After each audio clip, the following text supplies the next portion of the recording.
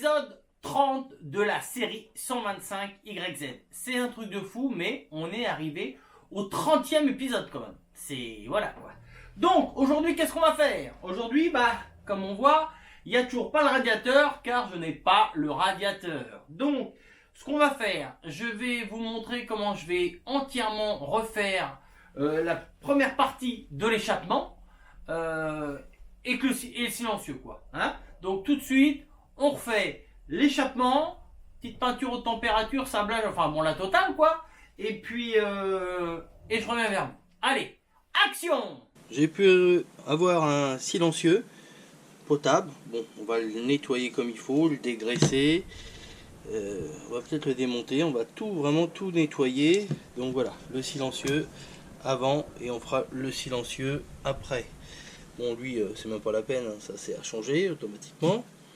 Et puis voilà quoi. Donc maintenant l'échappement. Alors l'échappement a été entièrement dégraissé, hein, nettoyé, dégraissé. Il était rempli de. Là, j'ai déjà décapé tout ce qu'il y avait là-dedans. Faut voir la merde qu'il y avait. Là, c'était rempli de chez rempli. Bon, je vais le sabler. On changera aussi un bloc. Je vais le sabler et puis lui remettre un coup de peinture haute température. Et comme ça, il sera comme neuf. Et puis on peut décalaminer tout ça là-dedans, là, parce que ça a l'air d'être dans un état, ça. Laisse tomber quoi. Allez, donc ça c'est l'échappement avant.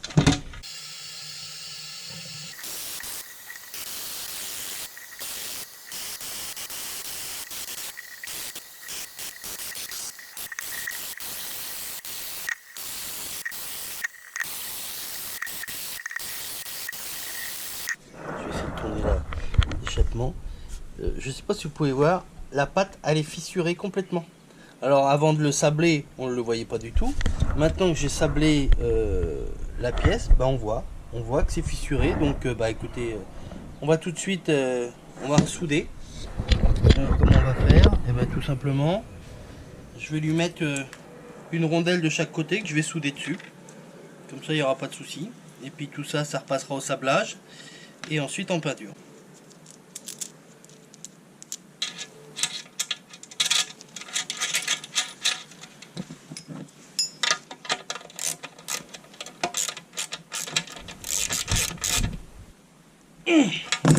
Voilà, donc je vais souder ça là, je vais le souder là derrière et je vais le souder ici. Allez, c'est parti.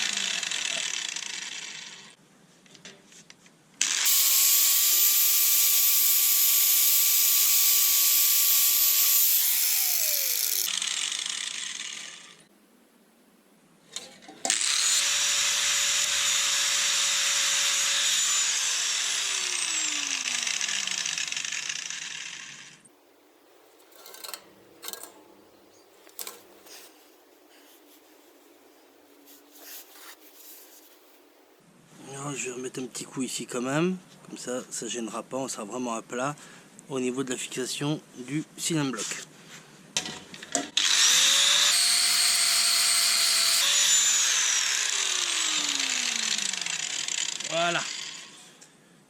Voilà, tout ça, ça va repartir au sablage.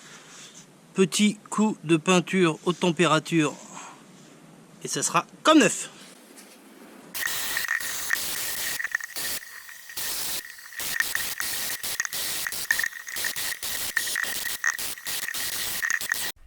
Ok les potos, donc c'est la loose. C'est la loose, c'est la loose. Pourquoi? Parce que je me suis rendu compte que j'étais tellement dans mon monde que je vous explique. Je sais pas si vous vous rappelez, mais le moteur que j'avais tout début, c'était un 96, je crois. Hein, ça devait être ça, un année 96, où l'échappement rentre dans le cylindre, juste en sortie de cylindre, en entrée d'échappement. Échappement qui rentrait dans le cylindre. Sauf que oui, mais là, j'ai monté un moteur de 2000. Et le moteur de 2000, c'est l'inverse. Je m'explique. Le moteur de 2000, sorti du cylindre, l'échappement va autour. L'échappement va autour. Ça veut dire qu'il faut que je rachète, il faut que je me mette à la recherche d'un échappement pour une 125 de 2000. Puisqu'il faut que mon échappement aille autour. Donc, je me mets en quête de rechercher ça, je trouve le truc et je le restaure à nouveau devant vous entièrement, car l'échappement que j'ai fait, qui est où d'ailleurs, qui est là, attendez, bougez pas. Bon, donc je vous explique, l'échappement, donc ça c'était l'échappement que j'avais avec le moteur de 96, d'accord? C'est un moteur de 96 que j'avais. Donc le cylindre, l'échappement rentrait à l'intérieur, comme ça.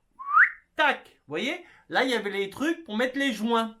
Donc, on rentrait l'échappement, tac, à l'intérieur. Sauf que là, maintenant que j'ai un moteur de 2000, et comme il y a toujours des choses qui changent sur les YZ chaque année, comme je vous ai expliqué, ben là, sur le moteur de 2000, c'est le contraire. C'est-à-dire, le cylindre, la sortie du cylindre rentre à l'intérieur de l'échappement. Donc cet échappement-là que j'ai entièrement retapé, qui est tout beau, comme vous pouvez voir, voilà, peinture haute température et tout, ne peut pas monter dessus. Donc, on va attaquer un autre échappement. Voilà. C'est comme ça, mais comme dirait, pour pas la citer Anne-Laure, c'est le jeu, ma pauvre Lucette. Voilà. Donc, tout de suite, on se met à trouver un échappement qui va aller dessus. Donc là, il nous faut un échappement qui va autour de la sortie du cylindre. Et on le restaure. Ok, donc mon échappement, maintenant qu'il est trouvé, on va entièrement le restaurer et on va le décabosser parce que vous allez voir, il y a des bosses dessus. Donc tout de suite, on part chez le cousin et on va décabosser tout ça devant vous, vous montrer comment on enlève une bosse sur un échappement de 125 YZ. C'est tout de suite, c'est maintenant. Action! On va enlever, alors je ne sais pas si vous arrivez à voir, il y a une bosse ici et une bosse ici. On va enlever les deux bosses. Et ensuite, on va changer l'écrou qui est soudé là parce qu'il est entièrement bouffé. On va mettre ça au bout. Un truc à la MacGyver avec une valve à l'intérieur. On va fermer à l'autre bout que ça soit étanche et on va mettre de la pression en chauffant l'endroit qui doit revenir en place.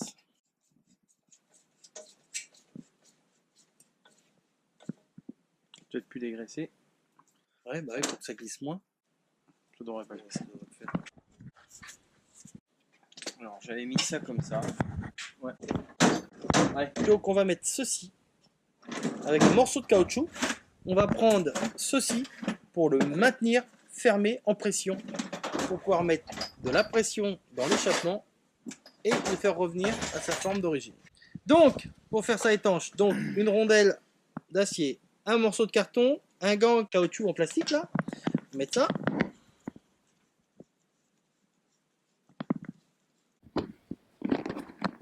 C'est assez descendu. Et ça marche. Hein. Et ça marche. C'est bien pris là? Ouais, ah oui d'accord. Je croyais qu'il y avait plus d'espace que ça. Sécurité, sécurité. Hein. On ne sait jamais ça. Ouais, pour éviter de se la prendre dans la figure. Donc là, vous comprenez bien le système. Hein. Il n'y a rien de compliqué. Voilà. Donc là, c'est vraiment au top. Donc là, un morceau de durite pour faire la liaison entre l'échappement et notre valve. Et là, on va injecter de l'air et on va chauffer la partie qui doit revenir en place. Donc on commence par bien chauffer notre pièce. Attends. On va pas bien le laisser en pression longtemps. Ça me fait peur, quoi. Quoi? Ah oui. C'est combien tu mets là? Ah, la dernière fois qu'on l'a fait au chalumeau, on a mis 6 kilos. Arrête. Là, il y a combien? 3 kilos. Donc là, il y a 3 kilos dedans. T'aurais dû me mettre le manomètre quand tu fais ça. Mais attends.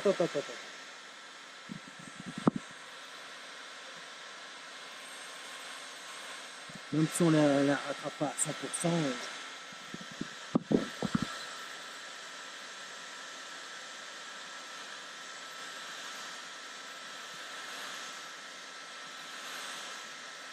Étant donné que ça ne va pas assez vite avec le décapeur thermique, on va utiliser le chalumeau, tout simplement. Puisqu'il n'a pas bougé, il a daigné répondre à notre demande. Ah, pourquoi j'ai arrêté de fumer?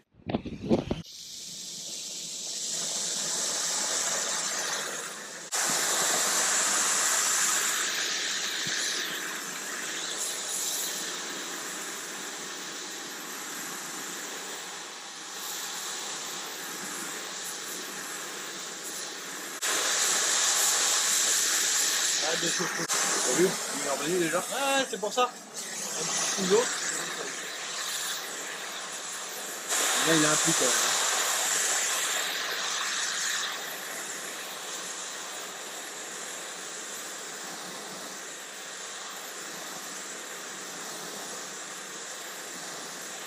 Ça bien, hein. Ouais, arrête. Je regarde un petit peu. Un petit peu le bas là. Là et là. On a mis un petit coup de chauffe en bas. Ah, tu vois, on voit le pli, il est là.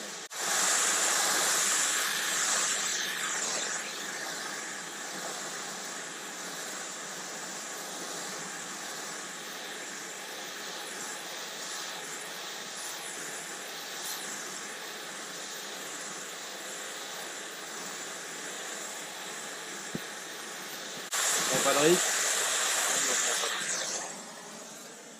On laisse refroidir, on voit après.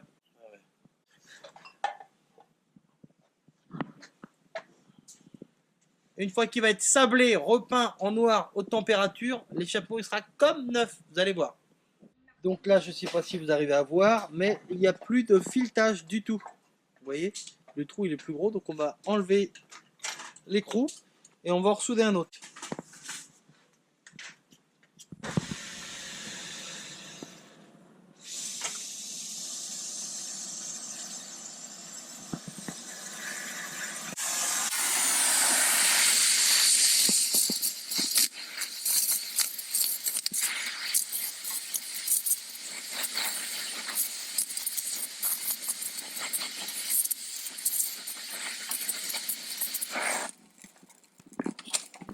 Non, faut que tu le mettes.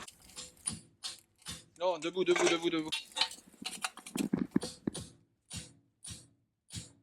Ah, ça le déforme. La pièce. Putain.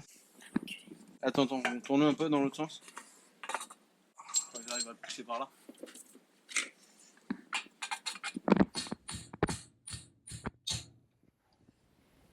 On va le rechauffer à rouge et ça pousse dans la force. Est-ce que là, celle-là, elle a cassé ou pas? Attends, j'y vois rien. Sinon, il faudrait couper le truc, remettre un bout de tôle. Hein. Tu le soudomigues propre. Tu refais, hein. On continue, on essaye. Laisse tomber, je vais foutre un coup de disque. Puis tu le découpes, tu reprends un petit bout de fer plat que tu ressoudes. Ouais, une rondelle. Et tu le meules. Attends que je réfléchisse parce qu'il faut pas que je... Laisse comme ça parce que il faut que j'ai mes repères de où il doit être. Je le ferai.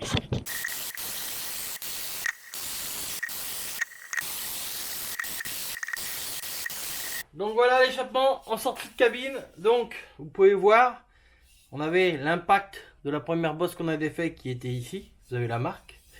Et il y avait l'autre bosse qui était ici. Alors il y a encore une petite bosse mais bon. J'aurais pu souder un clou électrique et puis tirer, mais voilà. Donc là, vous voyez, encore la marque un peu. Je sais pas si vous arrivez à la voir à la caméra. Il y a la marque ici et il y a la marque qui était ici. Donc maintenant, allez hop, un petit coup de peinture haute température là-dessus. C'est parti! Donc voilà le résultat de l'échappement, donc entièrement sablé et repeint en peinture haute température. Donc vous voyez, on peut revoir encore un petit peu les deux petites bosses là. Hein, on en voit une là et une ici, mais bon, par rapport à avant, il n'y a pas photo quoi. Donc voilà, au moins l'échappement, il est opérationnel. On va pouvoir le monter. Donc vous avez vu quand même le rendu sur l'échappement. Hein, ça ne se voit quasiment plus. Là, à la vidéo, ça se voit beaucoup. Pourquoi? Parce qu'il y a des lumières artificielles qui sont au-dessus de la caméra et qui donnent beaucoup d'ombre sur les reliefs comme ça. Mais quand il sera sur la machine en lumière naturelle, ça se verra quasiment pas. Voilà. On aurait pu titiller pour que ça se voit encore moins. Mais plus on chauffe, plus ça dure longtemps, plus on prend de risques. Hein, puisque la pression qui est dans l'échappement, plus on chauffe, plus on augmente la pression dans l'échappement, et si on chauffe trop, ça peut être l'éventration. Comme quand vous mettez votre échappement, par exemple, certains ont essayé de redresser des échappements en les remplissant d'eau, ils bouchent à l'entrée, ils bouchent la sortie, ils le mettent dans le congélateur, et le lendemain, donc c'est un bloc de glace, sauf que l'échappement est éventré. Donc ne faites jamais ça avec le congélateur en mettant de l'eau dedans. À chaque fois qu'on a tenté, c'était mort. Donc voilà. Donc là, c'est correct. L'échappement sera correct. Voilà. Donc pour aujourd'hui, l'épisode va se terminer, étant donné que je n'ai pas le radiateur. Donc j'en profite que l'épisode est un petit peu plus court pour vous annoncer que à l'issue de la série 125YZ, donc qui va se terminer le 1er mars, on va essayer de faire un live avec Fifi. Alors ça sera le premier live sur la chaîne, donc c'est pas sûr que ça marche tout de suite ou qu'on arrive bien à faire tout fonctionner, mais bon, on va essayer. Donc je pense que ça sera aux alentours du 6 mars, mais après c'est comme tout. Hein. S'il y a du confinement dans l'air, on ne pourra pas forcément être là ce jour à telle heure. Ça, je peux pas tout piloter, sachant que Fifi n'est pas dans le même département que moi. Donc j'espère qu'on pourra vraiment discuter de tout ce qui vous a plu sur la série, tout ce que vous auriez aimé voir, ou même nous donner des idées de choses qu'on n'a pas forcément pensé dans la série ou dans la restauration, qu'on pourra peut-être mettre en œuvre dans les prochaines restaurations et séries bien sûr.